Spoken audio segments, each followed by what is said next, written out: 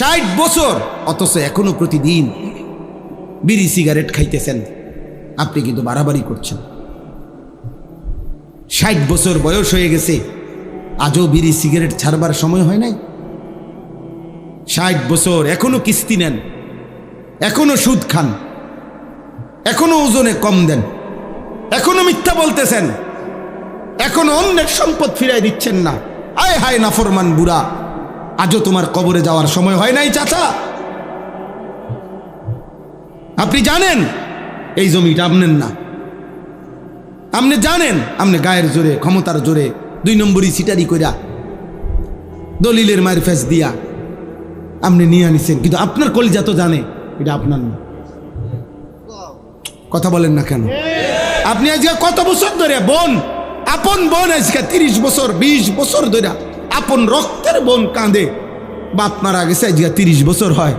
আপনি এমন ডাকাত, আপনি ডাকাইতে আপন বোনের সম্পত্তিটা দিচ্ছেন না, আপন ফুফুর সম্পত্তি দিচ্ছেন না, আপনি আপনার আপন ভাই ভাতিজার হালাল সম্পত্তি, তাদের ন্যায্য সম্পত্তি, ওয়ারিসি সম্পত্তি আপনি দিতেছেন না। বইয়া বইয়া সাধুয়ানে গপ মারেন, কবরে ঢুকবেন টাঙ্গাইয়া ফিটবো বুড়া মিয়া, মনে রাখেন। আপনি আড্ডি খুললা একদম গিরাগারি ভাঙ্গা লাইব, মনে রাখেন। আমার নাম আনিসুর রহমান, আমি বললাম। হ্যাঁ, ঘটনা কি? বোনের সম্পত্তি দেন না কেন? ভাইয়ের প্রাপ্য দেন না কেন? বাতিজা কাঁদে প্রতিদিন আইসা, বাতিজার সম্পত্তি দেন না কেন? আপনি জানেন না আপনি মরতেন না? কথা বলেন, এমন নাই? একটা গাছ, শুধু এই গাছটা কাইটা দিলে আপন ভাই, আপন ভাতিজা, আপন ভাইয়ের আপন প্রতিবেশী, আর যা 50 বছর ধরে বংশের পর বংশ তারা একসাথে থাকে। আরে মেয়ে কদ্দুর রাস্তা, 1 বিঘত জায়গা দিয়ে দিলে বেচারার বাড়ি ঢুকতে পারে। ওমা এই ডাকাত আজ যা 50 বছরও এটা দেয় না। আরে তার হাত পাও ধরছে না, দিত না, দিতাম না। কি দিতেন না? কা দিতাম না, কইছি দিতাম না। কেউ কিনলে দিতেন না, না দিতাম না, কইছি দিতাম না। এটা কথা হইল চাচা? একজন বয়স্ক যে কবরে যাবেন, আপনি এটা কি করছেন? এই গাছটা কাইটা দিলে তারার বাড়ি ঢুকতে পারে না, দিত না। গাছ এটা কাইটা দিতাম না, কইছি দিতাম না। দরকার হলে 300 মাইল দূরে গিয়া, ও দূরে কোনানে গিয়া 10,000 টাকা দান কইরা স্লোগান লইয়া বাইতাই। হ্যাঁ মাশাআল্লাহ, ওখানে গিয়ে কইছে তারা 5,000 দিছে, আর কইছে জনাব অমুক মার হাবা 5,000। সবাই বলেন মার হাবা। হাবারে মার, মার তারে ধরে আমার কন্যা মার হাবা। এই গ্রামের থেকে মার হাবা আনছে। মাশাআল্লাহ, কত বড় ভাগ্যবান চাচা। চাচা এই গ্রাম তুই আরেক গ্রামে মার হাবা আনে। এনে আপন বাতিজার ইয়া দেন, আপন বোনের সম্পদ দেন, আপন স্ত্রীর মোহর আনার টাকাটা মাত্র 60,000 70,000। আর এই 30 বছর আগের বেডিতের মোহরে তেরুমি আছে। আমার ছোট বোন যে সময় বিয়ে দেই 2003 সালে, তো আমার আগের 2 বোন, আমি তখন একটু বুঝের, আমার বোনের বিবাহের মোহর নিয়ে কথা হইতেছে ছেলের বাড়িতে। তো কথা তখন মিলাইতে পারতেছি না, আমি একটু বেশি চাইতেছি, তখন বলতেছিলাম আবদার কইরা। তো ছেলের পক্ষের বা কোনো একজন লোক মনে বলে উঠছে যে ঠিক আছে, ফেসালির দরকার নাই। হুজুরের আগের 2 মেয়ে, আমার আব্বাও বড় আলেম ছিল, আগের 2 মেয়ের যেই মোহর দিছে আমরাও এটাই দিব। হ্যাঁ, এরপরে এটা বলতেই আমার আব্বা আমারে দিছে এবার দম, এই বেটা তুই ফুলাইন মানুষ, বেটা যা, তুই বেশি ঝামেলা করস তুই বেটা। ঠিক আছে, আপনারা যেটা কইছেন এইটাই, মানে আপনারা কোনটা কইছেন এতক্ষণ। তো তারা বলছে 1 লাখ কত জানি, মনে না কি 1 লাখে ধরেন, মনে নাই আমার খুব। তা এইটা মাইন্না আব্বা আইসা পড়ছে।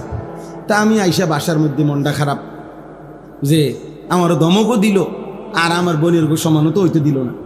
আব্বাই তখন আমারে কইছে, বেডা ব্যাক কল, তোর আগের 2 বোনের মোহরানা 6,000 করে ভাই। এটি আগের দিনের মোহর। আমার বোনেরা বড় সবাই, আগের বোনগুলা, বুঝছেন? তারার মোহর তুই ধরলে তো কিচ্ছু পাইতি না। এমন স্ত্রীর মোহর সামান্য কয়টা টাকা, এ বুড়ি এই মোহরানার টাকাটা দেয় না, এমন পুরুষ আছে না? কেন দিলেন না চাচা? কেন দিবেন না? কেন দিবেন না কেন? তাই বেডিরে তো সবই দিছি। কিতা সব দিছেন? ভাত, ভাতের থালা, ভাত কতটি দিছেন আর কিতা? আল্লাহ আমাদেরকে বুঝ দান করেন, ফিকির করেন বাবা। আল্লাহ যাকে হায়াত লম্বা দিছেন তাকে তো আল্লাহ তাআলা ইবাদতের সুযোগ দিছেন। সুযোগ দিছেন না বাপ? আল্লাহই তো সুযোগ দিছেন আপনাকে। আল্লাহ 60 বছর হায়াত দিলেন, 70 বছর দিলেন, মাশাআল্লাহ কত লম্বা হায়াত দিছেন। প্রতিদিন কত জওয়ান মরে যায়, কত কোলের বাচ্চা কবরে যায়। আহা, একটা আইসিইউর অভাবে এখন কত বাচ্চা হামে আক্রান্ত আমাদের বাংলাদেশ। একটা আইসিইউর মানে একটা আইসিইউতে ঢুকাবে, আইসিইউর ব্যবস্থাপনা নাই, পায় না। কালকে পত্রিকা আসছে, একটা বাপ একটা কোলের বাচ্চা বুকে জড়াইয়া রাখছে। এই বাপটা 7টা হসপিটালে আইসিইউর তালাশে পাগলের মতো দৌড়াইতেছে। এই সময় তার মোবাইলে কল আসছে, আপনার বাচ্চা মারা গেছে, বাচ্চাটা নিয়ে যান। আমার মাদ্রাসার একজন শিক্ষক, এই 15 দিন হয়, ভালো আলেম মাওলানা, ওরে 8 মাসের বাচ্চা এই হামে আক্রান্ত হইয়া আপনার আইসিইউ আমি সহ খুঁজছি। আমি নিজে, আমার পরিচিত কত ডাক্তার আছে, ওনাগুলোর কথা বলছি। ঢাকায় মোহাম্মদপুর, শ্যামলী, ওইখানে পর্যন্ত খবর নিছি। কয় যে হুজুর আইসিইউ মিলাই, এই চাইতেছি হুজুর, চাইতেছি, চেষ্টা করছে। সর্বশেষ একটা হসপিটালে মিলাইছে কুমিল্লা।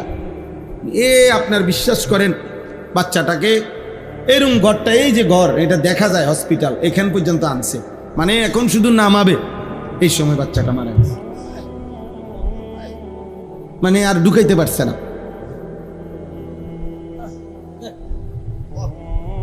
দেখা যায়, মানে হসপিটালটা দেখা যাইতেছে, মানে এরা রেডি করে রাখছে সব, ওরাও দাঁড়ায় রয়েছে, মানে নামাইবো অ্যাম্বুলেন্স থেকে। এই সময় বাচ্চাটা মারা গেছে। এই আর মনে 1.5 মিনিটও লাগবে না, 2 মিনিটের।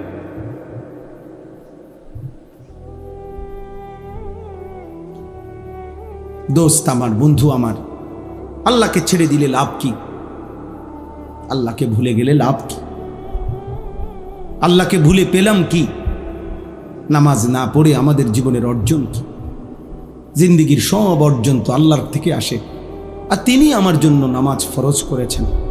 বান্দা যখন একটা সেজদা দেয়, আল্লাহ তাআলা যেন, হাদিসে আছে, আকরাবু মা ইয়াকুনুল আবদু মির রাব্বিহি ওয়া হুয়া সাজিদ। আল্লাহ তাআলা বলেন, নবীজি বলেন, বান্দা যখন সেজদা দেয় সে তখন আল্লাহর সবচেয়ে ঘনিষ্ঠ আপন হয়ে যায়।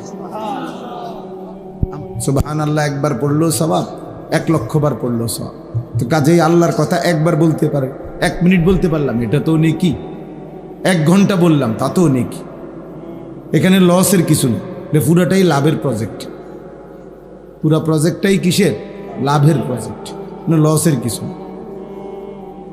লসের কিছুই নেই। আয়োজকেরও কোনো লস নাই, বলনেওয়ালারও কোনো লস নেই, আপনাদেরও কোনো লস নেই, শুনলেও লাভ।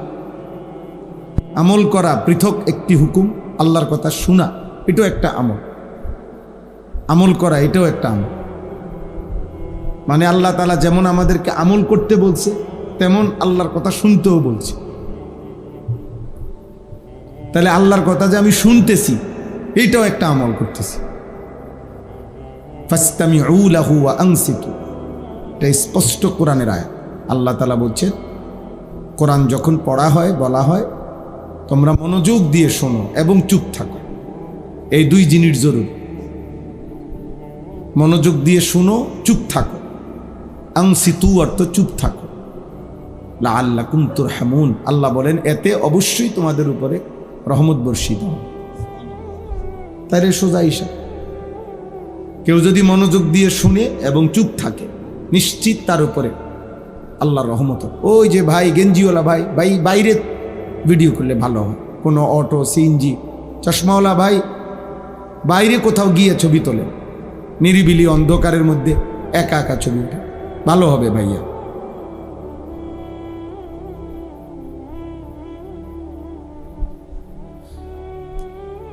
যাদের বেশি তোমার আগ্রহ আছে, আলহামদুলিল্লাহ এখন প্রতিদিন গরু বাজার বসে, কষ্ট করে যাইয়া গরু বাজারের এই মাথার থেকে ওই মাথায় সবগুলো গরুর পৃথক পৃথক ছবি তুললে এবং নিজে প্রত্যেকটা গরুর সাথে একটা ছবি উঠাইল, অনেক সুন্দর হবে, জাতি অনেক উপকার পাবে, মানুষ দেখতে পারবে যে গরুর সাথে গরু অনেক সুন্দর মানাইছে।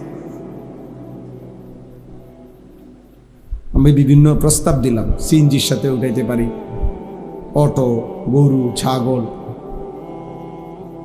তোমরা দেখো ভাই, আমাদের মানসিকতা এলো এই, একটা ল্যাংটা যদি মানুষ থাকে, ল্যাংটা দাঁড়ায় রয়েছে, পাগল ল্যাংটা দেখা যাবে। এমন অসংখ্য বিকৃত মানুষ আছে যে ওই ল্যাংটাটার ছবি তুলতেছে। হাজার হাজার মানুষ, পোশাকওয়ালা মানুষ পাবেন যে ল্যাংটার ছবি তুলতেছে। একটা বাস আগুনে পুড়ে যাচ্ছে, আপনি লক্ষ লক্ষ মানুষ পাবেন যারা এটার ছবি তুলতেছে। তাহলে এটা কি সুস্থ মানসিকতা? হ্যাঁ, একটা মানুষ বিপদগ্রস্ত, তার পাশে আগায় যাচ্ছে যতজন, তার চেয়ে ছবি তুলতেছে বেশি। এটা কি আসলে সুস্থ মানসিকতা? বলো ভাই। এই জন্য দয়া করে এটা ভাবা উচিত। আমার কথা হইল, বড় মোবাইলের অনেক প্রয়োজন আছে, বিভিন্ন কাজ, অফিসিয়াল কাজ, চাকরির কাজ, ব্যবসার কাজ, অনেক ধরনের কাজ করতে হয় এই বড় মোবাইল দিয়ে। ঠিক আছে, করেন, যার যেটা দরকার হবে সেটা তো করতেই হবে। আমার কাছেও বড় মোবাইল আছে, ল্যাপটপ আছে, বড় মোবাইল আছে, কম্পিউটার আছে, এলসিডি আছে, মাদ্রাসায় সিসি ক্যামেরা আছে, কম্পিউটার আছে, অ্যাপসের মাধ্যমে পুরা মাদ্রাসার হিসাব, আলহামদুলিল্লাহ অত্যাধুনিক অ্যাপসের মাধ্যমে হিসাবের কার্যক্রম করি। প্রতিদিন আমি যেখানেই থাকি আমার গাড়িতে ওই ব্যবস্থাপনা আছে যে মাদ্রাসার যাবতীয় বিষয় আমি এনে বসেও দেখতে পারি ইচ্ছা করি, কোন ক্লাসে ক্লাস হইতেছে কিনা, শিক্ষক আছে কিনা, কত আজকের উপস্থিতি কি, সবই ঠিক আছে। প্রয়োজন তো প্রয়োজন, কিন্তু 24 ঘন্টা যেটা পাইলাম সেটাই ছবি তুললাম। পাগল, ছাগল, কুকুর, বিড়াল, শূকর, মানুষ, জানোয়ার, পুরুষ, নারী, হুজুর, পাবলিক, গাড়ি ঘোড়া, এটা কি তা ভাই? তোমার বিবেক কি বল? দোস্ত, একজনই ভাবো, তোমার বিবেক কি বলে, কমন সেন্স কি বলে, সাধারণ বুদ্ধি বিবেচনা কি বলে যে এটা কি কোনো প্রয়োজনীয় বা স্বাভাবিক কোনো কাজ? তাই আমার একটা ছবি তুললে তুমি কারে দেখাইবে? আমি গাড়ি থেকে নামতেছিলাম, আসতেছিলাম, তো এই ছবি কারে দেখাইবা? যারে দেখাইবা সে আর কখনো দেখে নাই। আফসোসের বিষয়, আমরা ভাবা উচিত। আমরা 8-10 জন, একে তো আমরা জানোয়ার না, আমরা মানুষ।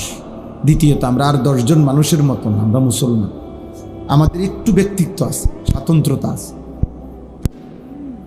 আমাদের একটা নিজস্ব ব্যক্তিত্ব আছে। আমরা মুসলমান, আমাদের হাঁটা চলা, কথাবার্তা, আচরণ, উচ্চারণ সব কিছুই একটু ভিন্নতর। কথা ছিল আমাদের, এমন হওয়ার কথা ছিল যে আমাদেরকে দেখেই মানুষ আল্লাহকে চিনবে, আল্লাহর পথ পাবে। হাদিসের মধ্যে আছে নবী সাল্লাল্লাহু আলাইহি ওয়াসাল্লাম, সাহাবায়ে কেরাম, নবীজির সাহাবারা ওনাদেরকে জন্য দোয়া করতেন, আল্লাহুম্মা হদি বিহিম, আল্লাহ আমার সাহাবাদেরকে আপনি এক একজনকে আপাদমস্তক এভাবে বানিয়ে দেন যেন তাদের দ্বারাই মানুষ হেদায়েত পেয়ে যায়।